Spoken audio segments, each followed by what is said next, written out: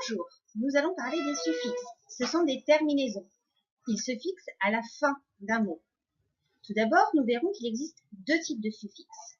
Puis, nous zoomerons sur les suffixes dérivationnels. Et pour finir, nous verrons les familles de mots. Il existe donc deux types de suffixes. Les premiers sont les suffixes dits flexionnels. Voilà du jargon grammatical un peu savant. Ils ne changent pas la nature du mot. Le verbe reste un verbe, le nom reste un nom, l'adjectif reste un adjectif. Par exemple, il y a ed qui nous indique que le verbe est au prétérit. Nous ajoutons ed à la fin du verbe. C'est donc un suffixe. Exemple, I walk devient I walked. J'ai marché. Un autre suffixe flexionnel est le s qu'on ajoute à la fin d'un nom qui nous indique que le nom est au pluriel. Exemple, one banana, two bananas. Le nom reste un nom. Ce suffixe nous indique simplement qu'il est au pluriel. ER à la fin d'un adjectif nous indique que l'adjectif est au comparatif, plus que. Exemple, a nice bag, un sac sympa, a nicer bag, un sac plus sympa. L'adjectif reste un adjectif. Ensuite, il y a le deuxième type de suffixe, les suffixes dits dérivationnels. Cela change la nature du mot. Le verbe peut devenir un nom, le nom peut devenir un adjectif, l'adjectif peut être transformé en adverbe. Ce sont ces suffixes qui nous intéressent aujourd'hui et que nous allons voir par la suite. Les suffixes dérivationnels. Is, dom, ship, les, ness, are, meant, and, full, isn't, ite, ans, and, or, is, able, etc. Il y en a beaucoup et vous retrouverez un tableau récapitulatif dans le cours Moodle qui vous permettra de les identifier. Les suffixes dérivationnels changent donc la nature d'un mot. Et réciproquement, si vous reconnaissez le suffixe, vous serez alors en mesure de connaître la nature du mot. Comment s'y prendre? Un suffixe se fixe à la fin du mot de départ, qu'on dit mot racine. Si le mot de départ ou mot racine est, par exemple, play. Play est un verbe. C'est le verbe qui signifie jouer.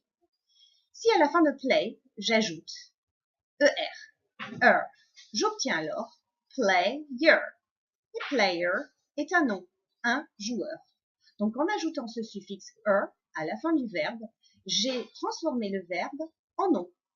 Play, jouer, player, un joueur. Alors, d'autres suffixes, par exemple eyes, servent à fabriquer des verbes. C'est-à-dire que si un mot se termine en eyes, il y a de fortes chances que ce soit un verbe. Si je prends le nom terror et que je lui ajoute eyes, je donne terrorize, qui est un verbe, terroriser. It sert à fabriquer des noms. Donc un mot qui se termine en it sera un nom. Si je prends l'adjectif stupid et que je rajoute it à la fin, ça me donne stupidity, qui est un nom, la stupidité. Able sert à fabriquer des adjectifs. Un mot qui se termine en able sera un adjectif. Si je prends drink, qui est un verbe, boire, et que je lui rajoute able, j'obtiens drinkable, qui est un adjectif, buvable. Lee sert à fabriquer des adverbes. Easy est un adjectif. Si je rajoute lee à la fin d'un adjectif, j'obtiens nécessairement un adverbe. Easily, ainsi, est un adverbe qui donnera en français facilement. Donc lee est l'équivalent de ement en français. Pour les noms, certains suffixes ne changent pas la nature du mot. Le nom restera un nom. Par contre, ils servent à créer des abstractions. Par exemple, si je prends le suffixe ism, je prends le nom hero. Hero, donc c'est un nom concret, c'est une personne tangible, un héros. Si je rajoute ism, j'obtiens heroism. Heroism est un nom, mais cette fois c'est la notion abstraite, l'héroïsme. À partir de tous ces suffixes, nous arrivons à fabriquer ainsi des familles de mots. Par exemple, si on a le mot racine, on peut fabriquer le verbe, le nom, l'adjectif, l'adverbe, etc. Prenons le mot globe, le monde. Globe. Si à la fin je rajoute le suffixe al, j'obtiens ainsi le mot global, qui est un adjectif.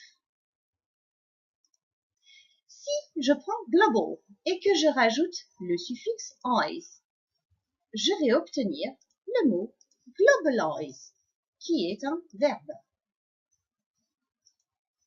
Si je prends globalize, le verbe, et que je lui rajoute Asian, je vais obtenir le mot globalization. Ainsi, à partir du mot racine, si je rajoute à global le suffixe "ly", j'obtiens l'adverbe globally. Donc, à partir de globe, le nom concret, j'obtiens l'adjectif global, je fabrique un adverbe globally, je peux fabriquer le verbe globalize et le nom abstrait globalization. Ces 5 mots sont la famille du mot globe. Maintenant, c'est à vous de jouer. Vous trouverez un tableau récapitulatif des principaux suffixes en ressources et des quiz pour vous entraîner.